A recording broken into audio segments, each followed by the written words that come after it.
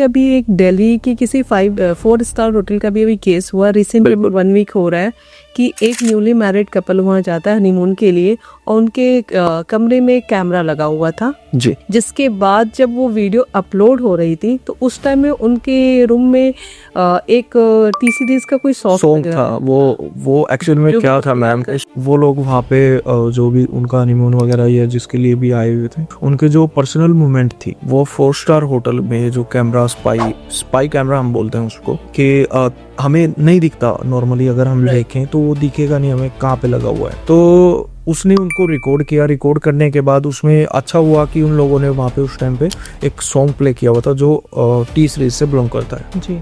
तो उन लोगों ने क्या किया, उसको रिकॉर्ड करके वहाँ से रिकॉर्ड करने के बाद उसको तुरंत ही वायरल कर दिया। बट टी सीरीज ने इतना अच्छा काम किया उसमें कि उनका कॉपीराइट था, इसी वजह से उन्होंने उसको कॉपीराइट के भी ऐसे हटा दिया सोशल। तो मैम ये आज के टाइम पे तो नॉर्मली है कि स्पाई कैमरास का पता नहीं हमें कहाँ पे लगा हुआ है या क्या एक्सेस कहाँ पे है। तो इस स्पाई कैमरा को कैसे रिकॉग्नाइज करें, कैसे ढूंढे रूम में कि कुछ ऐसा कैमरा है या नहीं?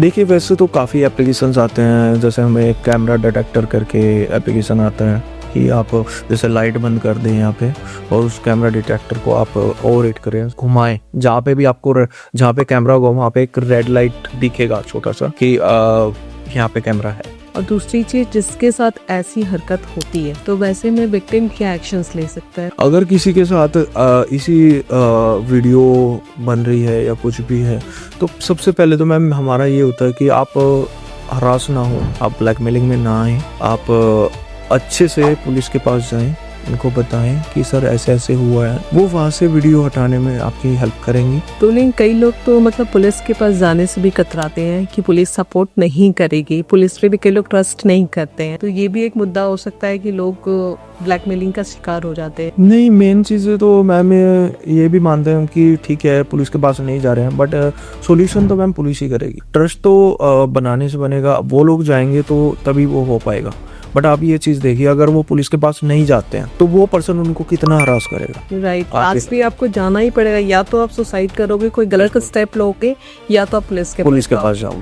अभी एक पानीपत में था मैम, क्या हुआ कि घर में उसके ऑफिस में कैमरा लगे हुए थे, बॉस के ऑफिस में तो कैमरे लगे हुए थे। तो उसका क्या था, उसका अफेयर था उसकी पर्सनल सेक्रेटरी के साथ जो बॉस थे, तो अफेयर हुआ उनका। तो उन्होंने कुछ भी जो उनके पर्सनल मोमेंट थे वो रिकॉर्ड हो गए। तो वहाँ पे जो वाईफाई वगैरह या कैमरे वाला होगा उसका कॉन्फ़िगरेशन आईडी पासवर्ड उसके पास था, वाईफाई वाले या कैमरे वाले के पास। तो उसने उसको देखा, उसको कैप्चर कर लिया, रिकॉर्ड कर लिया और सेव करके उसको वाया मेल उसको भेज दिया कि आई वांट मनी। तो आप सोचिए, लाइक अभी हमारे पास अगर कोई घर में राउटर लगाओ और राउटर की कॉन्फ़िगरेशन कोई भी आप देखना, जब भी कोई नया राउटर लगता है तो सबसे पहले उसमें पॉइंट आता है कि यूजर नेम होता है एडमिन लिखा होता है ना, एडम लिख देता है, कोई एडमिन लिख देता है और उसका पासवर्ड कॉमन होता है admin@123। बट हमें फायदा पता क्या होता है कि हमें बस ये जानना कि हमारे वाईफाई का पासवर्ड क्या है, हमें ये नहीं जानना कि उसकी कॉन्फ़िगरेशन आईडी पासवर्ड क्या है, बिकॉज मोस्टली एक्सेस तो उसी के पास है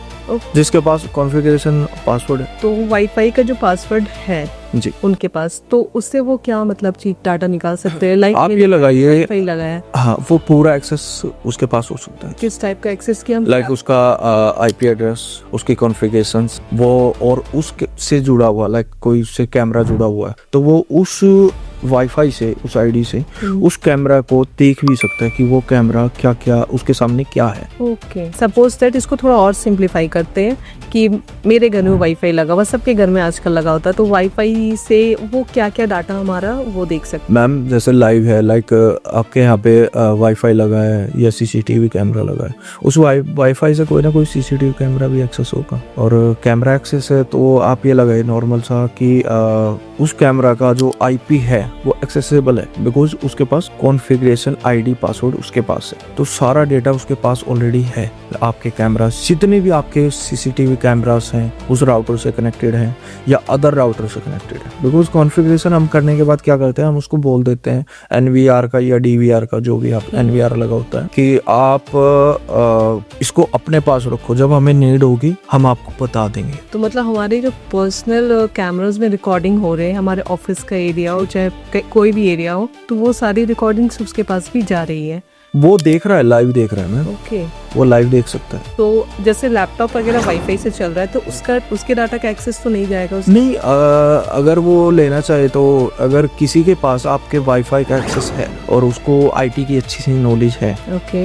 तो वो आप लैपटॉप छोड़िए, आपके मोबाइल तक का एक्सेस ले सकते जो मोबाइल वाईफाई से कनेक्टेड है हैं। बिल्कुल वो उसका एक्सेस ले सकता है। बिल्कुल। ओह, रीजन क्या होता है कि लाइक आप वो राउटर का तो एक्सेस ऑलरेडी उसके पास है, अब वो उस राउटर के आईपी को स्कैन कर लेता है। स्कैन करने के बाद तुरंत ही उसको पता लग जाता है कि ये आईपी जो राउटर का ये आईपी है, ये इस मोबाइल का है, कौन ये आईपी डिवाइस कनेक्ट। बिल्कुल। तो सारी चीजें उसमें पता लग जाता है। तो उसमें पता लगने के बाद वो क्या करता है कि उस आईपी से एक्सप्लॉइट कर ले। जैसे ही आपके नेटवर्क में चला जाएगा, आपके मोबाइल का एक्सेस ले लेगा, क्योंकि आप हो तो एक ही नेटवर्क में ना। तो मोबाइल, फिर हमें लगता है कि हमारा मोबाइल हैक हो गया Exactly. लास्ट में, कि क्योंकि कुछ चीजें अपने आप चलने लगी हैं, तो हम सोचते हैं कि ये हैक हो गया, बट ये हैक नहीं है, ये टेक्निक होती है। अभी आपने देखा भी होगा कि एयरपोर्ट्स वगैरह पे पोर्ट लगे होते थे, चार्जिंग पोर्ट लगे होते हैं। राइट। हम जाते हैं, यूएसबी लगाते हैं, फोन कनेक्ट करते हैं कि चार्ज कर रहे हैं, बट हमें नहीं पता हमारा डेटा भी गायब हो सकता है। अच्छा,